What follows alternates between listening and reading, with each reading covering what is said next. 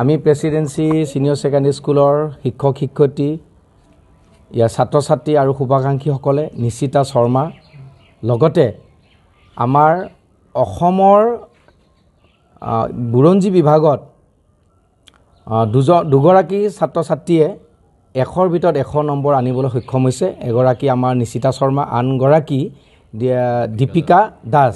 এই দুইগৰাকী ছাত্ৰ ছাত্ৰীলৈ আমি অভিনন্দন আৰু শুভেচ্ছা জ্ঞাপন কৰিছোঁ। আৰু প্ৰেসিডেন্সি সিনিয়ৰ সেকেন্ডাৰী স্কুলৰ সমূহ শিক্ষক শিক্ষয়িত্ৰীক আজি আমি আন্তৰিক অভিনন্দন জ্ঞাপন কৰিবই লাগিব। তেওঁলোকৰ অশেষ প্ৰচেষ্টা আৰু তেওঁলোকৰ সাধনাই আজি আমাৰ এটা ফল পাবলৈ সক্ষম হৈছোঁ।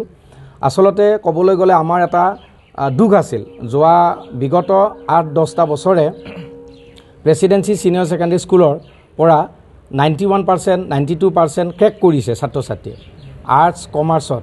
কিন্তু আমি 1% হওক ক'ৰবাত 2 নম্বৰ বা 3 নম্বৰৰ কাৰণে যি ৰাজ্যিক ভিত্তিত ফলাফল লাভ কৰিব পাৰে লাগে, আমি তাৰ পৰা বঞ্চিত হৈ আছিলোঁ।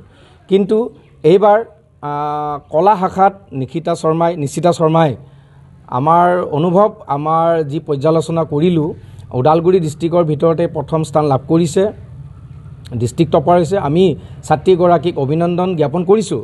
লগতে তেখেতৰ পিতৃ মাতৃ আৰু পৰিয়ালবৰ্গৰ আটাইকে আমাৰ এই মহাবিদ্যালয়ৰ তৰফৰ পৰা, আমাৰ বিদ্যালয়ৰ তৰফৰ পৰা অশেষ অভিনন্দন জ্ঞাপন কৰিছোঁ আৰু তেখেতৰ উজ্জ্বল ভৱিষ্যত কামনা কৰিছোঁ। কিন্তু আমাৰ মনত এটা সদায় ভাৱ আছে, ছাত্ৰ ছাত্ৰীয়ে এইখিনিতে শান্ত থাকিলে নহ'ব। আমাৰ টংলাত ছাত্ৰ ছাত্ৰীৰ অলেখ প্ৰতিভা আছে।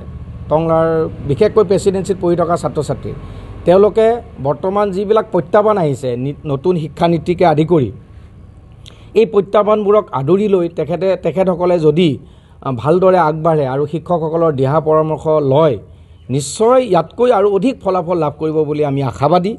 আৰু আমাৰ যি সংবাদ কৰ্মীসকল আমাৰ এই বিদ্যালয়লৈ আহি বা নিশিতা শৰ্মাৰ ঘৰলৈ আহি তেখেতসকলক উৎসাহ আগবঢ়াইছে, আমি প্ৰেসিডেন্সি সিনিয়ৰ সেকেন্ডাৰী স্কুলৰ হৈ আটাইকে আপোনালোকক আমি অশেষ ধন্যবাদ জ্ঞাপন কৰিছোঁ। আমি সঁচাকৈ উৎসাহিত হৈছোঁ আৰু আশা কৰোঁ আমাৰ ছাত্ৰীগৰাকীয়ে ভৱিষ্যতে গৈও অসম তথা ভাৰতবৰ্ষত যাতে মানৱ জাতিৰ কাৰণে সেৱা আগবঢ়াব পাৰে, এয়া আমাৰ কামনা থাকিল। আমাৰ 366 গৰাকী ছাত্ৰ ছাত্ৰী অৱতীৰ্ণ হৈছিল আৰ্টছ, কমাৰ্চ আৰু ছায়েন্সত তিনিটা শাখাতে।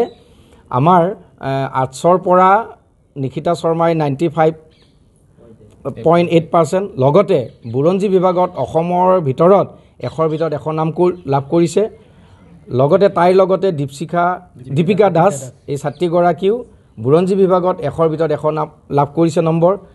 এই সুযোগতে আমাৰ এই বিদ্যালয়ৰ শিক্ষক বুৰঞ্জী বিভাগৰ সুৰজিৎ ভৰদ্বাজ আছে, আমি তেখেতকো শুভেচ্ছা জ্ঞাপন কৰিছোঁ আৰু আশা কৰিছোঁ আন শিক্ষকবোৰেও যাতে ছাত্ৰ ছাত্ৰীসকলৰ কাৰণে অশেষ কষ্ট কৰিব আৰু ভাল ফলাফল দিব।